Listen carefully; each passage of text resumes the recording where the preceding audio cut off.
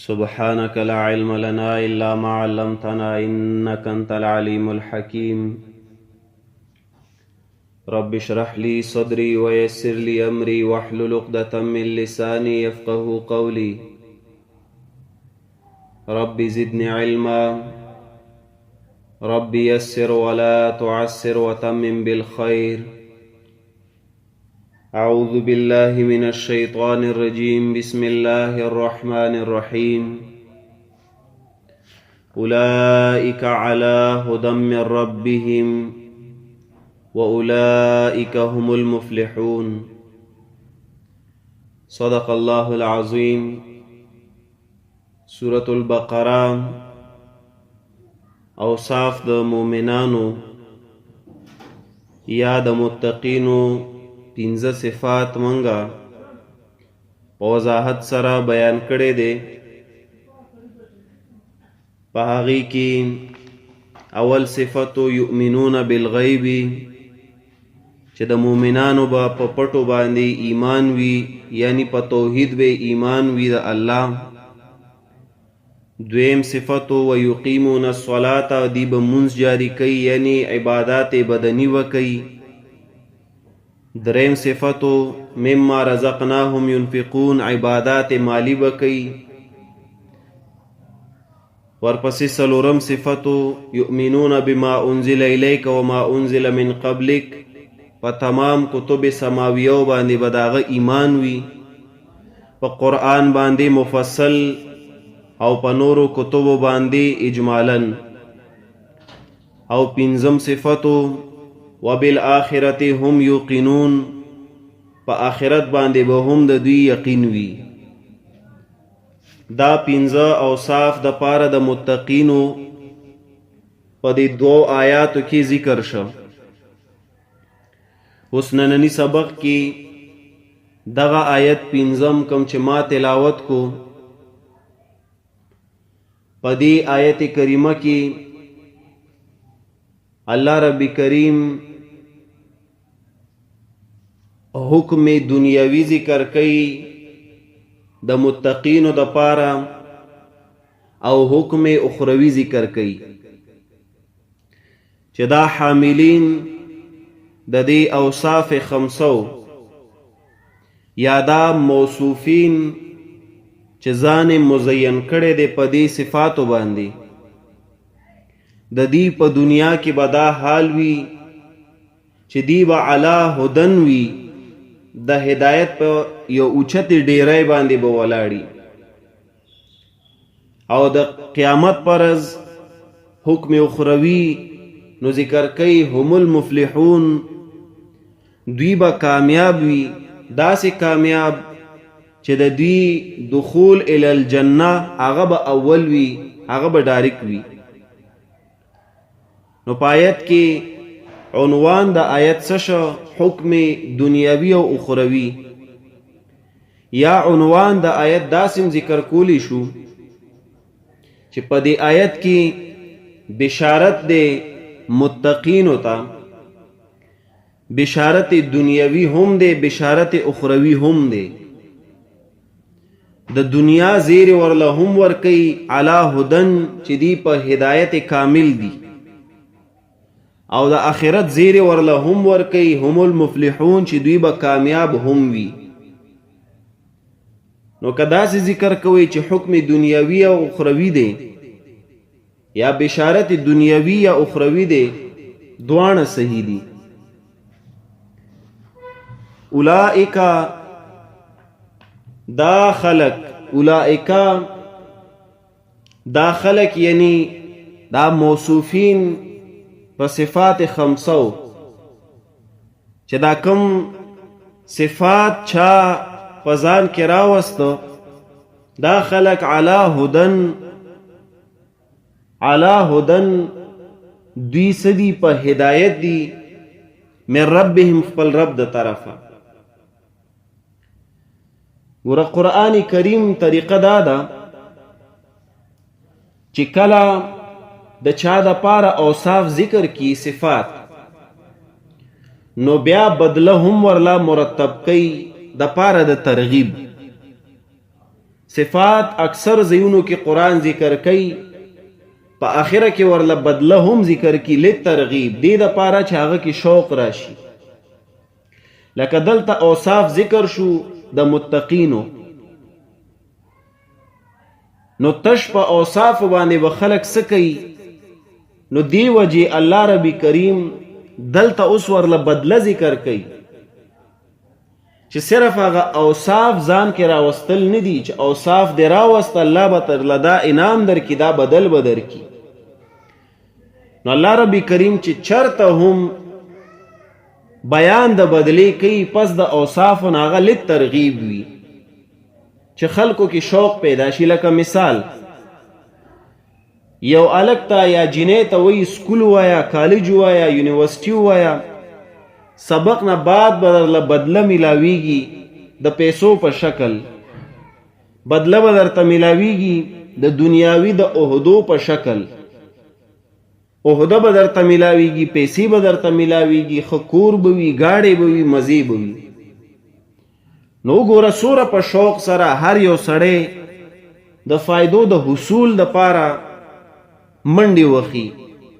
د یو ماشوم په سر ټول کور چې سکول ته لیږي څومره په عذابي، پیسې هم دی خرچ کوي، مورې جدا پاسیږي سحر وختي، ناشته ورله تیاری او بیا یونیفارم ورته واچي، خویندې ورله د شپې یونیفارم استری کوي، څوک ورله بوټان پالش کوي، بیا پلار د لاسه ونیسي بویزي ګاډي کې کښېنوي، بیا واپس راولي هم د یو سکول د تعلیم د حصول دپاره دا څومره منډې وي، څومره کوششونه کوي.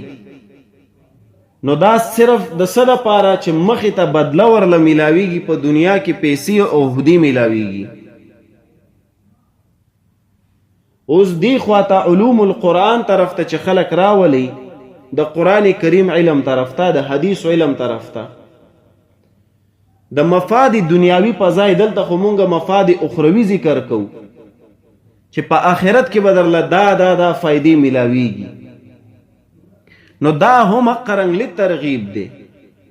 خو افسوس په دې ځای کې چې قرآن کریم ستا دغه ابدي ژوند دپاره بدله ذکر کوي، هغې له ته هیڅ کوشش نه کوي، او بل خوا د دنیا چې کم فایدې دي، د دنیا بدلی دي، هغې دپاره ټولو شپه ورځ یو کړي. ډېر جای افسوس دی تمام مسلمانانو دپاره، ټولو طلباو طالباتو دپاره، که جنکۍ وي او کالکانی، خپله ځان سره قضاوت وکئ د دنیا تعلیمونو له تاسو څومره وخت ورکوئ. شپه ورځ ورته لګیایي، سټډي کوي، شپه ورځ ورته لګیایي، شپه یو کړي، بجلی نه وي نو ځان ته ټارچ لګولي، یو پی ایسو بندوبست کوي. بل خوا چې د قرآن کریم او د حدیثو د علم خبره راشي، نو بیا په هر چا باندې خولې را ماتې وي، دې له به وخت څوک ورکوي. بای چې څو پورې څنګه دنیاوي علومو له وخت ورکړي او هغه سر ته رسوي، نو چې تر څو تاسو د قرآن او د حدیث علومو لم وخت نی ورکړی، سر ته به ونه رسوئ. د دنیا تعلیم ډیر ګران دی، ما خپله ویلی دی، ما ته پته ده شپه ورځ ورته خلک سټډي کوي، هغه ګران نه ګران تعلیم زده کي، او بل خوا قرآن کریم دا بیا ورته سم ګران لګي. د هغې اصل وجه دا ده چې مونږ قرآن لغه شان وخت نه ورکو. قرآن له وخت ورکوي، انشاءالله قرآن به زده کوي. بغیر د وخت ورکولو ناممکنه ده چې تاسو په دې یو ګنټه کې ما سره قرآن زده کوي. کور کې چېرته تاسو 5-6 ګنټې ورته ناست یې، کوشش هم کړی دی زده کړې، نو خاورې به قرآن څوک زده کي. اولئک علی هدی من ربهم، دا موصوفین 5 صفات والا علی هدن په عظیم الشان هدایت دی، اے په کامل بیان دی د جانب د رب خپلنا. اولئک اسم اشاره ده د جمع، او دا ټول موصوفینو ته شامل شخه، کاغه مذکر وی که مؤنث وی، ښځه وي یا سړی، مالدار وی یا غریب وی، تور وی یا سپین وی. اولائکه کی اشاره ټولو ته وشوخه. یاد ساته یو اسماء ضمایر وی، یو اسماء اشاره وی. ما تر آیات کې انشاءالله دی گروپ کې بزتا سره داغي یو سکرین شاټ شعر کم دا یاد کئ قرآن کې به درته پکاریږي او پوی به هم کم چې اسماء اشاره څه شی دی اسماء ضمایر څه دی ډېر آسان دی نهایت انګلیش کې تاسو ټولو ته درځي که اوس درته یم چې this او that څه معنی ده دی او دیر څه معنی ده دوست څه ته وایي نو ټول به پې شروع شي او بل خوا چې د قرآن کریم په باره کې پوښتنه وکړي نو چې اولایکه څه معنی ده او د هم څه معنی ده نو بیا په ټولو خولې راماتي نو یو یاد ساتئ اسماء ضمایر وي اسم ضمیر هم وایي یو ته او یو اسم اشاره وي دلته قرآن کریم اسم ضمیر نه ذکر کوي د هغې یو مثال درته ذکر کم هم اسم ضمیر هم دی نو یو اسم ضمیر وی لکه هم یاد ساتئ په اسم ضمیر کې نفس ذات مراد وي یعنی په ضمیر کې عموما ذات ته اشاره کیږي اسم ضمیر کې عموما اشاره څه ته کیږي ذات ته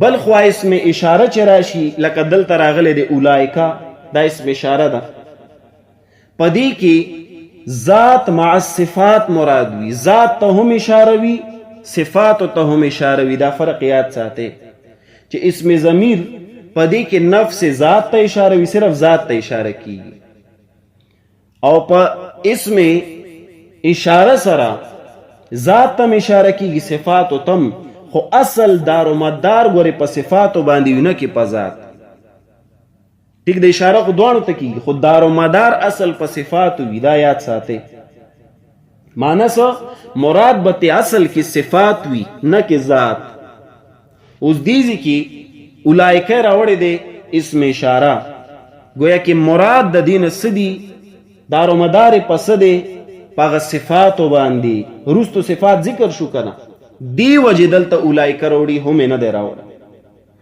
دلته اسم اشاره راوړي بیا درته ویم خو دې فایده دا شوه چې اصل مراد ته هغه اوصاف شو نه کې ذات په دې سره اوس یو نقطه تاسو ته ذکر کوم هغه وخت موصوفین اصحاب کرامو نو مراد ته هغوی وو اوس چې هر څوک موصوف شي په دې صفاتو باندې دا صفات په ځان کې راولي نو هغه به مراد وي ته نو دلته اسم ضمیر نه راوړي چې یو خاص ذوات ذات ته مراد دی که اسم ضمیر وي نو بیا به صحابه مراد نور به څوک هم پکې نه داخل خو دلته الله کریم اسم اشاره راوړو چې دینه مراد صفات وي نو چې څومره موصوفین دي تر قیامت پورې ځان کې دا صفات راولي نو اولئک اسم اشاره هغوی ته څه کوي اشاره کوي چې دا خلق ته مراد دي اوس دلته مراد ته مخصوص ذوات خلق نشو بلکې هر یو موصوف مراد شه چې په دې صفاتو باندې ځان مزین کوي کاغه تاسو یې کاغه زیم کاغه نور دي اصحاب کرامو دا صفات په ځان کې راوستیو دی وجه الله رب کریم هغوی ته پکې اشاره کړې ده اوس کمنګه دغه صفات په صحیح معنو په ځان کې راوسته نو اولئک کې تا تم اشاره د ماتم ای بشارت تاسو تم دغه زیری مقبول ماتم دا زیری خو که فرض که مونږ کې نوي تش په خولې وایو نو بیا ګورې اولئک کې اشاره مونږ ته نه کیږي دا یو خبره دویم علا هدن علا علا کې معنی ده علو علا کې معنی ده علو علو څه ته وایي اوچت ته وایي او دا یاد ساتئ علو راځي علو سره د تمکن مراد وي ښه په دې بعضو ټکو باندې به اوس نه پوهېږي بار بار یې درته یم کوشش وکئ د لیکلو کنی بیا به تاسو ریکارډینګ اورئ هغې نه بیا لیکئ داسې یو مدرس طلبا خو پرېږده په مدرسینو کې ته یو مدرس ما ته نشي ښیلی چې هغه د استاد نه الف نواله یا پورې لیکل په هغه وخت کې وکړي خامخا به تاسو نه مسین کیږي دا زمونږ نم شوي دي دا خو داسې نه ده چې بس په یو درس کې به تاسو نه چا نه به پکې امام ابن کثیر جوړیږي او چا نه به پکې رازي جوړیږي او چا نه به پکې قرطبي جوړیږي دا به وخت سره سره یې زده کړه کوئ نو علا کې معنی ده علو علو سره د تمکن مراد وي څه معنی بلند مرتبه به ته مرادي چې کله یو تن په یو اوچت سیز باندې سور شي هغه متمکن شي په هغه سیزه یعنی اوچت شي په سورېدو سره په هغه څیز. نو لنډو الفاظو کې درته ویمه گویا کې دلته لفظ علا سره هم بشارت شو هغه موصوفینو ته چې دوی په یو اوچت مقام اختل او هغې سره اوچت مرتبه والا شو. گویا کې علا سره اشاره کوم ځای ته وشو؟ یو اوچت ځای ته چې یو متمکن په یو اوچت ځای باندې وخیږي نو هغه اوچت شي. دقه رنګ دا اوصاف خمسه والا چې دا 5 صفات په ځان کې راوسته نو علا سره الله رب کریم اشاره وکړه چې دا یو په ډیر اوچت ځای باندې وختل او اوچت شول. دلته یو خبره یاد ساتئ، قرآن کریم اکثر چې د نیکانو او د جنت والو بیان کوي نو د هغې ذکر علا سره کوي، د هغې ذکر علا سره کوي ځکه چې هغې په اوچتې مرتبې باندې فایز وي. او چې کله د جهنم والو بیان کوي د هغې ذکر په فی سره راوړي، فی، ځکه چې هغې لاندې نه لاندې ضلالت کې غورځېدلې وي. نو دلته هم علا د علو سره بیا تمکن مراد وي، یعنی بلند مرتبه. نو علا سره الله رب کریم اشاره څه وکړه چې دا په یو اوچتې مرتبې باندې فایز خلق دي. گویا کې علا سره هم بشارت حاصل شو. هدن من ربهم، هدن نکره ده، اسم نکره اسم معرفه پکار دی تاسو زده کوئ. چاله نه ورځي خیر دی پوښتنه کولی شي، دې کې شرم مه محسوسوئ. نکره څه ته وایي، معرفه څه ته وایي، انګلیش زده کوئ، عربي مو زده نه کو. د 2-3 میاشتو محنت دی، لږ محنت ورته وکئ، ډېر آسان دی عربي. ښه، هدن نکره ده، تنکیر للتعظیم وي. نو دلته ډېر عظیم الشان هدایت مراد شو. هدن نکره ده او دا تنکیر دلته للتعظیم دی.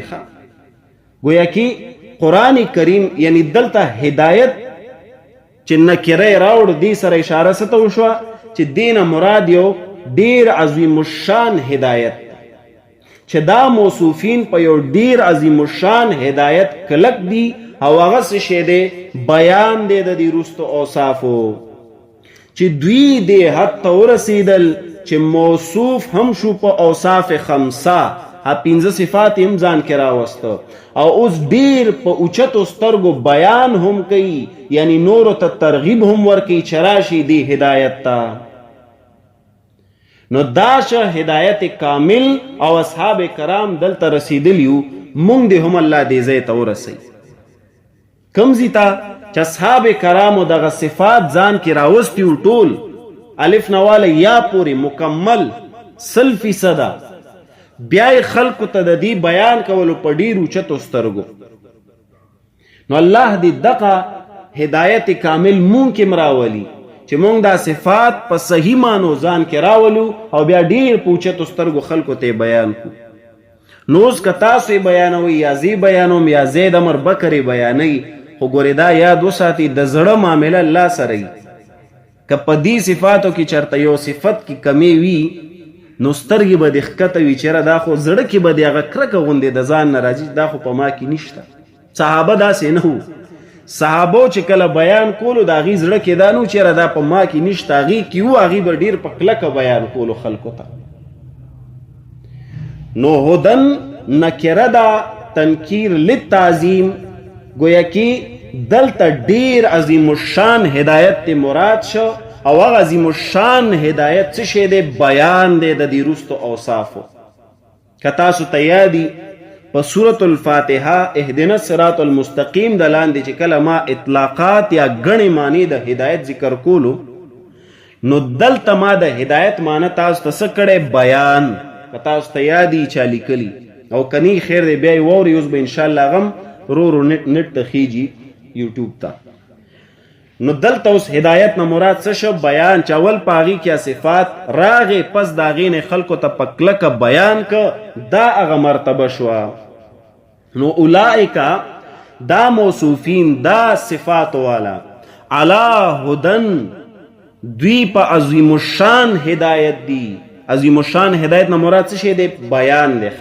حاصل کې به تاسو بیان معنی کوي. علی هدن په عظیم الشان هدایت دی. من ربهم دا ولی وی هدایت خاصه مو دا من ربهم ولی راوړو.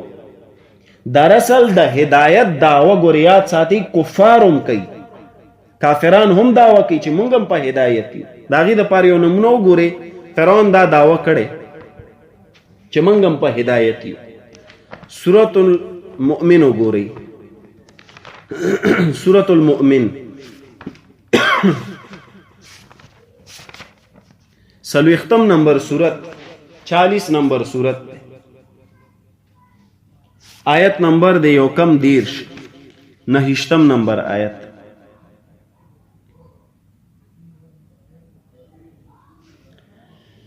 یا قوم لکم الملک اليوم ظاہرین فی الارض فمن ینصرنا من بأس اللہ ان جاءنا قال فرعون ما اریکم الا ما ارا. دی آخر کے سوئی وما اہدیکم الا سبیل الرشاد، او بیان نکوم تاستا یعنی ہدایت نکوم تاستا الا سبیل الرشاد مگر وضاحت د سشی د سمې لارې، بیان د سمې لارې. دلته ګوره فرعون د هدایت دعوګیر دی چې زه تاسو ته د کوم هدایت بیان کوم دقم سبیل الرشاد دی، سمه لاره ده. نو که ناکاره ملا دی وکتو هغه هم وایي زم په هدایت یم، پیر دی وکتو ناکاره کوي به شرکیات هغه وایي زم په هدایت یم. زبرګان صاحبان وګوره قرآن ورسره نشته، د یو بنده کتاب په جماعتونو کې بیانوي، نو هغې وایي موږ هم په هدایت یو، دا کتاب زموږ هدایت. دلته اوس الله رب کریم ذکر کوي چې هدایت څه شی دی، نو هغې ته وایي من ربهم، د جانبه د رب د دوی نه وي، هغه قرآن دی، هغه حدیث د پیغمبر. نو دا نه چې هدایت دا به صرف خلی پورې سوي منحصري، چې په خلی باندې ته هدایت وې کاته دی هدایت وې هغه هدایت شنه.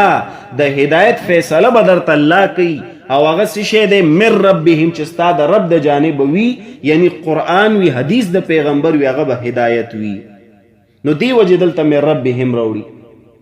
اولئک علی هدى من ربهم، دا صفات والا علی هدن عظیم الشان هدایت دی چا بیان دی من ربهم د جانبه د رب د دوی نه.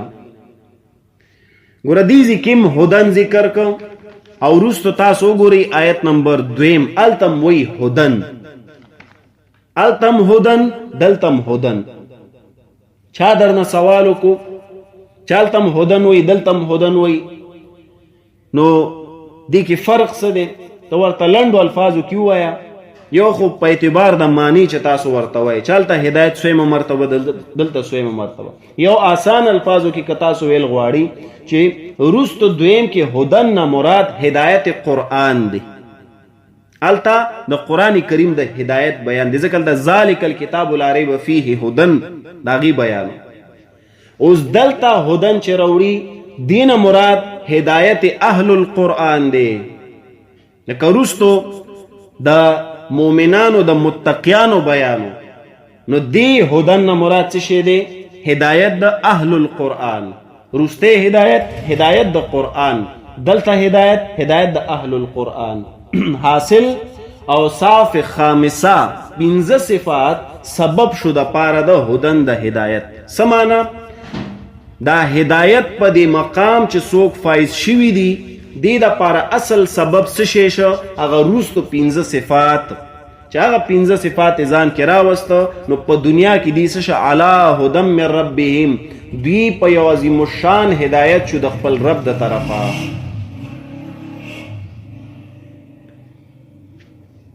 واولئک هم المفلحون، او دا خلق دا اوس حکم اخروی شو. حکم اخروی مراد تیسی شے دے بشارت اخروی. حکم اخروی یعنی بشارت اخروی تے مراد شو. و اولائکا او دا خلق یعنی دا موصوفین دا 15 صفات والا هم المفلحون، ام دوی دی کامیاب. دلتے دا وو را وڑے دے و اولائکا کی وو دیتا حرف عاطف وی، عین سر لکل کی گی، عین الف طوافا عاطف یا وو عاطفه ورتوی. واو عاطفه ذکر کوي دې دپاره چې مخکې حکم کې دا داخل شي. نو دا هم مرتب دی په صفات خمسو. نو هغه اوصاف خمسه چې سبب شو د پاره د هدایت دلته هم سبب شو د پاره د المفلحون کې فلاح د پاره. واو عاطفه ولې راوړو چې دا داخل کی پاغه رسته حکم کی چې پاغه 5 صفات والا څوک په اعلی هدن شو نو چاغه شي المفلحون هم شي. نو واو عاطفه دغه کمال دلته وکړه چې دای پاغه حکم کې داخل کړ چې څوک په 5 صفاتو باندې هدن شو نو هغه پاغه 5 صفاتو باندې دلته مفلح هم شو، فلاح هم حاصل ک، کامیابی هم حاصل ک. اولئک دا بیا ما اسم اشاره د جمع تکرار کو دلته دوباره ذکر ک. دا تکرار ولی نو تاسو بسوای للتاکید دی، یعنی خبره مضبوطی نورم. تاکید معنی مضبوطولو د پاره اکثر مونږه دا لفظ استعمالو. للتاکید دی، دا تاکید ولی کو د پاره د تردید د هغه چاغه فلاح د پاره نوري لاري ګوري، یعنی کامیابی د پاره نوري لاري ګوري. الله دلته تاکید کو په اولئک سره ک کامیابی تاسو لټول غواړي نو ګوري اولئک اشاره اغا صفات ته وشو چې اغا صفات والا به کامیابی نور څوک بنوي. نو دلته دا ځکه دوباره ذکر شو چې فلاح هم په اغا اوصاف خمسه سره حاصلېږي نه کې په بل کتاب سره یا په بل لارې سره. نو اولئک تکرار للتاکید دغه فائدہ وکړه. هم المفلحون دی هم تا ضمیر فصل وی. ما تاسو ته وختي وی اسم ضمیر، داغه اسم ضمیر خو دلته دا ضمیر فصل دی. فصل څه ته وی؟ فصل یو ځای کولو ته وی. دا خبر یاد ساتي، فصل معنا تړل دی، یو شیز یو ځای کول، یو وصل وی جدا کول، یو فصل وی یو ځای کول. دی ته ضمیر فصل وی، اسم ضمیر دی خو د پاره د فصل راځي مخکې او وروستو الفاظ خپلو کې تړي. لکه دلته المفلحون تړلې د چا سره؟ اولئک سره. دی وجه دی تسوي ضمیر فصل چې هم سکی کمال دا کوي مخکې وروستو خپلو کې تړي. نو مفلحون د اولئک سره او تړلو. خدا خبره یاد کې چې ضمیر فصل هم دلته راغلی دی، دا د پاره د حصر دی، د پاره د سشي د حصر. حصر مانم ما تاسو ته مخکې کړی خو که چاته یاد وي او که نه وي بیا یې واورئ.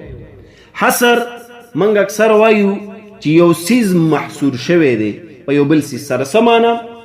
دلته اوس هم ضمیر فصل راوړی دی د پاره د حصر، یعنی دا کامیابی محصور کوي، دا کامیابی بندی په هغه څه کې، په هغه اوصافو کې چې دغه اوصاف په چا کې وي، دا 5 صفات چې چا کې وي دغه خلک به کامیاب وي. بیا یې واورئ ضمیر فصل دلته راغلی دی هم د پاره د حصر، یعنی المفلحون چې دی نو هغه دغه موصوفین دي چې مزین دي په اوصاف خمسه، چا کې چې دا 5 صفات دي اقا خلق المفلحون دي. دوی نه بغیر څوک مفلحون نه دي. یا که یو تن کې هغه وروستو یو صفت هم کم وي نو هغه هم مفلحون کې داخل نه دی. نو هم ضمیر فصل د پاره د حصر کمال څوک چې دا المفلحون په دې کې داخل کم خلق صرف هغه 5 صفات والا چا کې چې 5 صفات نه وي نو په دې کې نه دي داخل، یا چا کې چې هغه یو صفت هم کم یا په دې کې نه دی داخل. دی ضمیر فصل دا کمالو. دلته ثابت یو خبره شو، دا سو خبرې زه تاسو ته ذکر کوم، لږ به ګران لږی کوشش وکړئ د زده کولو د ځان د پویولو. مخې ته د معتزلو دلته یو غټ اعتراض دی، هغې خپل عقیده ثابتې دی ځای نه. موږ به د هغې د عقیدې تردید کوو. هغې دپاره ځکه زه درته ذکر کوم چې ضمیر فصل دی دپاره د حصر راغلی دی. ثابته دا شوه چې دلته اوس دا حصر په اعتبار د نجات کامل دی. دا ټکي ولیکئ، دلته دا حصر سواد سره لیکل کیږي، حصر په اعتبار د نجات کامل دی. دا حصر په اعتبار د نجات کامل، دا نه چې صرف مطلق نجات دی دا خبره تاسو خیات کئ چې دلته دا حصر په اعتبار د نجات کامل دی، نه چې په اعتبار د مطلق نجات. صرف محض نجات ته نه دی مراد چې صرف نجات بورلور کی جهنم کې به لوګو سوزي بیا به روباسي، نه، دلته نجات کامل ته مراد شه چې سره به جهنم کې سوځي نه ډایرک به جنت ته دننه کوي. نو دلته هم ضمیر فصل د پاره د حصر راغله او حصر په اعتبار د نجات کامل دا ټکی بیا درته ځکه مې وی چې دا خیات کوي. هم ضمیر فصل د پاره د حصر، دا حصر په اعتبار د نجات کامل، دلته نجات کامل ته مراد دی. کامل نجات، کامل نجات څه شی دی چې سره جهنم ته لاړ نشي، سره عذاب اون ویني، سره په عذابونو کې مبتلا نشي، ډایرک جنت ته دن نشي، اول جنت ته دن نشي. المفلحون دا ماخوذ دی د فلاح نه، او د عربی په لغت کې معنی د فلاح څه شی دی؟ معنی د فلاح راځي سیری کول. څه معنی سیری کول؟ راویستل دی یو څیز ته سیری کې وشلی او هغې نه سره وباسي، یا جدا کول ته مو یا قطع کول ته هم وي. فلاح معنی جدا کول، قطع کول، سیری کول چې څه معنی کوي. اوس یاد ساتئ چې څوک فلاح حاصل کی نو هغه د ځان نه لری کی یا قطع کی څه شی مصیبتونه او تکالیف او هغه مقصد ته ورسیږي. بیا درته وایم فلاح چې څوک حاصل کی، فلاح نه مراد کامیابی شو، داسې کامیابی چې هغه د ځان نه تکالیف مصیبتونه لری کی، بالکل قطع کی، مصیبت تکالیف سره خواته را نشي او خپل مقصد ته ورسیږي.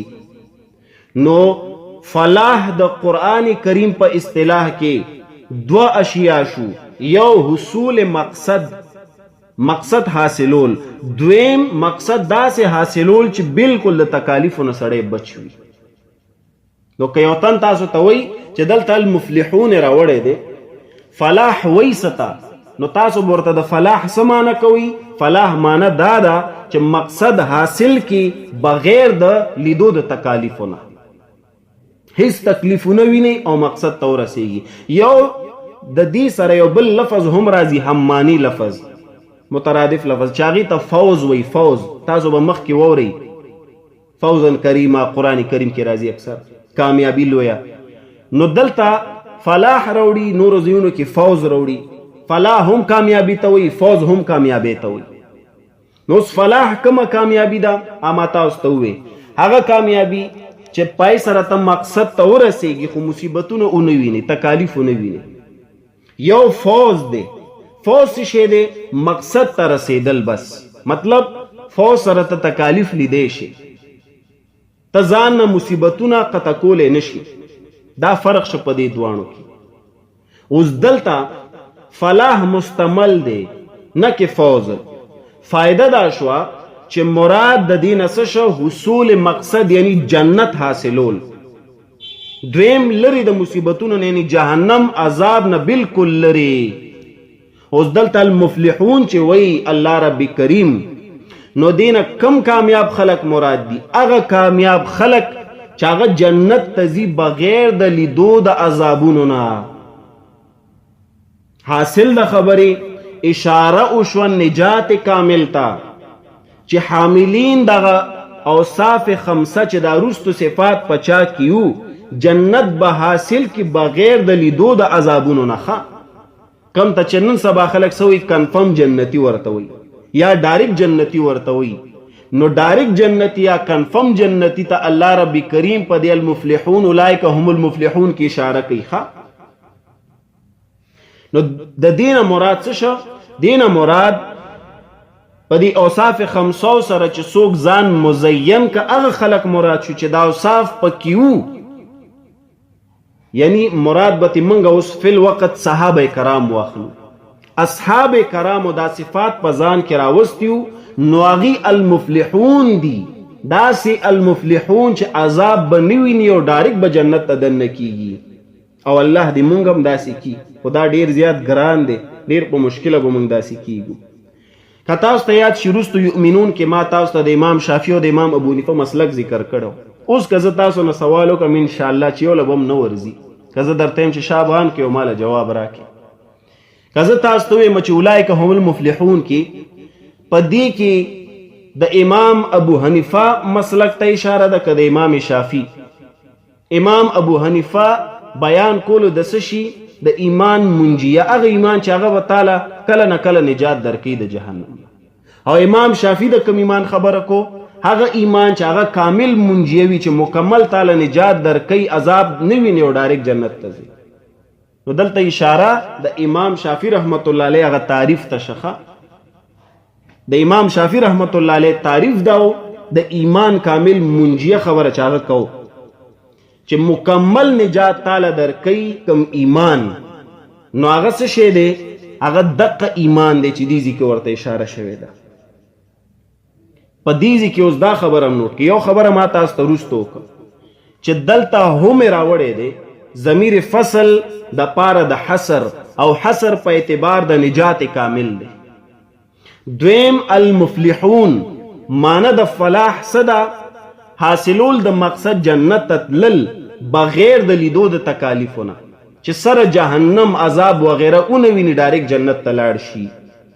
نجات کامل او خپل مقصد ته بغیر د تکالیف ورسیږي، نو هم المفلحون کې ایت اشاره شوا. نو مراد د دینه سوق شو هغه اعلی درجه والا مؤمنان. په خبره ځان پوي کې دینه مراد اعلی درجه والا مؤمنان شو. اعلی درجه والا مؤمنان هغه اصحاب کرام دي. نو اصحاب کرام الله رب کریم دا هغوی دلته در ذکر وکړو چې اولئک، ځکه اول چې قرآن کریم کې اشاره کیږي نو ډایرکټ به زموږ ذهن ته صحابه کرام راځي، ځکه صحابه اول قرآن د رسول الله صلی الله علیه وسلم نه اوریدلی دی، او الله رب کریم اول اشاره چې کړي هغوی ته کړي، بعد کې بیا نورو ته دا اشاره اوس ما ته کیږي نه کیږي، ما ته پته د خپل ځان نه کیږي، تاسو ته به هم پته چې نه کیږي، تاسو ته یا به کیږي، تاسو کې به داسې څوک وي، رابعه بصري به پکې څوک وي چې هغوی ته به پکې اشاره کیږي، خو زه ځان کې دا نه وینم، الله دې مونږ کې راولي. نو اولئک هم المفلحون کې اول اشاره صحابو ته، او صحابه هغه خلق دي چې هغوی نجات کامل موندلی دی، مومي به مقصد ته ورسیږي جنت ته بغیر د لیدو د تکلیفونو نه. تکلیفونه به انشاءالله نینی او خپل مقصد ته باغی په دې باندې څه کیږي؟ رسیږي. دا یو څو خبرې وي، دا تاسو یاد کی، کوشش وکړئ د یادولو. یو دغه هم ضمیر فصل دی د پاره د حصر راوړي، او دا حصر په اعتبار د نجات کامل دی. یو دویمه خبره څه یاد کړئ؟ د دې فلاح معنی یاد کړئ. فلاح معنی څه ده؟ حصول د مقصد بغیر د لیدو د تکلیفونو نه. بس دغه دوه ټکي یاد کړئ. آینده سبق کې به زه د معتزلو هغه عقیده تاسو ته ذکر کوم چې د معتزلو دلته عقیده ثابتېږي او که نه هغوی ځان له عقیده ثابتېږي د اولئک هم المفلحون. نو په دې باندې به انشاءالله آینده سبق کې بیا بیان کوو. وصلی الله تعالی علی خیر خلقی محمد و آله و اصحابه اجمعین برحمتک یا ارحم الراحمین.